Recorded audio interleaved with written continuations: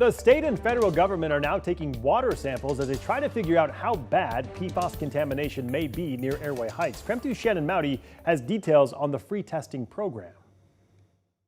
I'm here in the heart of the West Plains, in what's now called the priority sampling area. The EPA and Washington Department of Ecology are now testing the drinking water for hundreds of people for possible PFAS contamination. 7 years ago, PFAS contamination was first identified near Fairchild Air Force Base. Similar groundwater contamination has been identified near the Spokane airport. Just this week, the EPA started free testing at homes east and northeast of both sites. Our lab will analyze those water samples and provide the results to residents as soon as possible, but certainly, hopefully within a month. The testing is free. Around 300 wells in this priority area were identified as possibly impacted by these so-called forever chemicals, which can create harmful health conditions. And this, by definition, is quantitative.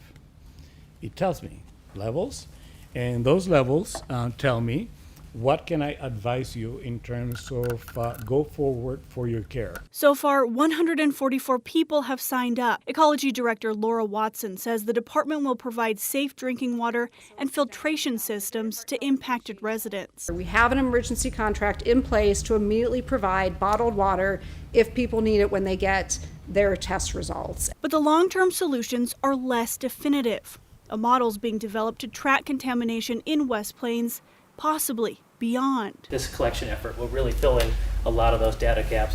They'll feed into that model. But one resident present Wednesday, who didn't want to go on camera, says he's upset about how long this is taking. He's worried this problem will continue to spread while the state and federal agencies investigate. First, you do what's called a remedial investigation and feasibility study to understand sort of the extent of the contamination, and then you can come up with the remedies to clean up. I would assume this year we will be getting into the data and starting to formulate plans for short and long-term solutions. Shannon Mowdy, KREM 2 News.